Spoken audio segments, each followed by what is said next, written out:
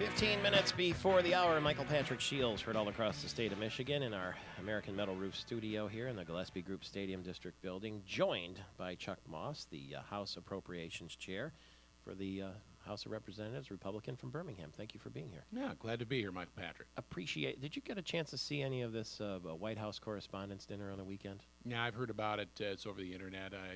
It's a good thing that Barack Obama had that Osama bin Laden speech to make. So hopefully we can forget about this. About that, yeah. Let's listen to one little clip then, just for the fun of it. This is the president talking about his honeymoon being over. Yes, I think it is fair to say that when it comes to my presidency, the honeymoon is over. For example, some people now suggest that I'm too professorial, and I'd like to address that head on by assigning all of you some reading that will help you draw your own conclusions. Others say that I'm arrogant, but I found a really great self-help tool for this: my poll numbers. Yeah, don't give up the day job there, sir. Mr. President, yeah, you know, you're Billy Crystal, you're not.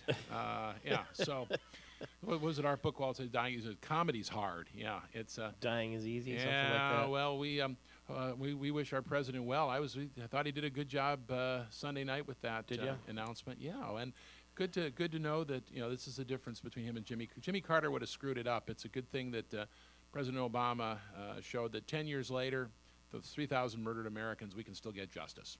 It was a little bit eerie when I heard that there was a helicopter crash, because it reminded me of that rescue that President Carter tried to do when the hostages were held. Yeah, let's at the invade embassy. Iran with 4 helicopters. Absolutely, it works every time. Yeah, no, I think that, you know, God bless our armed forces, and we finally, after 10 years, or almost 10 years, finally got him. You know, 24 SEALs. Can you imagine them knocking on your door?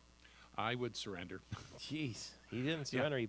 He put one of his wives in front of him as a human shield. That didn't work so good. Well, there you go. That says it all. They were not messing around. No, don't mess with the SEALs. It does say it all, doesn't it? Don't mess with the SEALs. Huh? Well, you know, I talked to Congressman Rogers earlier this morning, and it was so good. We're going to repeat it coming up here shortly. But I asked him at one stage, you know, do you think the president took too much credit in that speech that you're talking about on Sunday night? I directed this, I did that, I told the CIA. You know, he's the president. The thing is, yeah, sure, it all began under George W., but we're going to give President Obama his due. He continued this stuff. He continued the policies. He could have shut it all down, and he does. You know, he wanted to shut down the intelligence gathering at Guantanamo, and where supposedly some of that data led to this. Well, he thought better of it, didn't he? Somebody told him you couldn't do it, I think. Well, I'm glad. You know, if this is what it leads to, you know, we can grow in office. Let's talk state government, if we can, for just a moment now. There's still a lot of talk about this possible $500 million that might be in the state's coffers and might not. Maybe. Yeah, that's good. You know, I might win the lottery, too. Everybody have their hand in your pocket these days? Oh, everyone's had their hands out for money. They can keep their hands out of my pockets, though. I don't know that there's anything in there. But, you know, you can't bake in this kind of speculative stuff to your budgets. You've got to go with what you have, and if we get a windfall, all the better. But you can't count on that.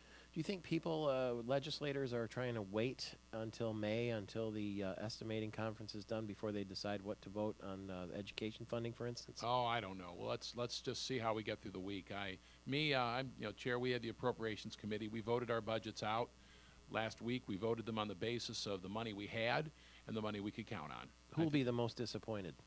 What are the budgets? Mm-hmm. Everybody. That's everybody's mad. That's how we know we're doing a good job here. You know, everybody's disappointed. Everybody wanted more, and you know, the guys that you know, like some of the people when I was with the counties, and they're not happy either. But no one's happy. Mm-hmm. Everybody's disappointed. What is there to be optimistic about? We're going to get some jobs. We're going to get the economy turned around. We're going to put this 10-year permanent recession over with and get moving again. Oh, there you go. Are we entirely certain that these sorts of cuts and tax benefits to businesses will result in jobs? Well, it's worked where it's been tried before. I mean, you want to turn economies around. It's worked. It worked in the United States of America in 1981, starting in the 80s. I think we doubled the amount of jobs over the years. We got the economy moving again. It's worked in the the former Soviet countries where they had to get going again. It worked.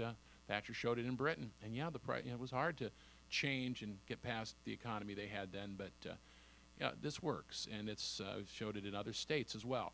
You take the restraints off the economy and you let business start creating the jobs again and hiring people again. And we know what we tried before didn't work. We had 10 years in the permanent recession, and that's got to end. Do you speak directly with the governor, or is that left to the speaker? I probably could pick up the phone if I needed to, but I generally deal with the budget director, Mr. Nixon.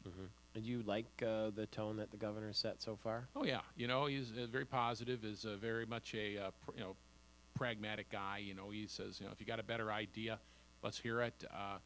But this is what we have to do, and we can't just depend on hopes and dreams and things. Let's make it work. Let's change Michigan. I'm astonished at all the people who seem surprised. This is exactly what he said he would do. Had it on his website, and after the primary, I downloaded it and read it. He's doing exactly what he said he would do, exactly how he said he would do it. Now, speaking locally, you're from Birmingham. What will happen to the seat that Gary Peters has right now, the congressional seat? Is that going to be gerrymandered out? I don't know. Gerrymander? Oh, certainly will. Would ever gerrymander? Gerald R. Mander? I don't know. No, I don't know what they're going to do to draw those lines. That's not that's not my department. I do budgets. You don't think about running for Congress one day? Nah, I got enough. Really? My Come wife on. would do it. Look, I'll tell you what. You want to start the committee? We can get there. One more thing. Brooke Shields says hi.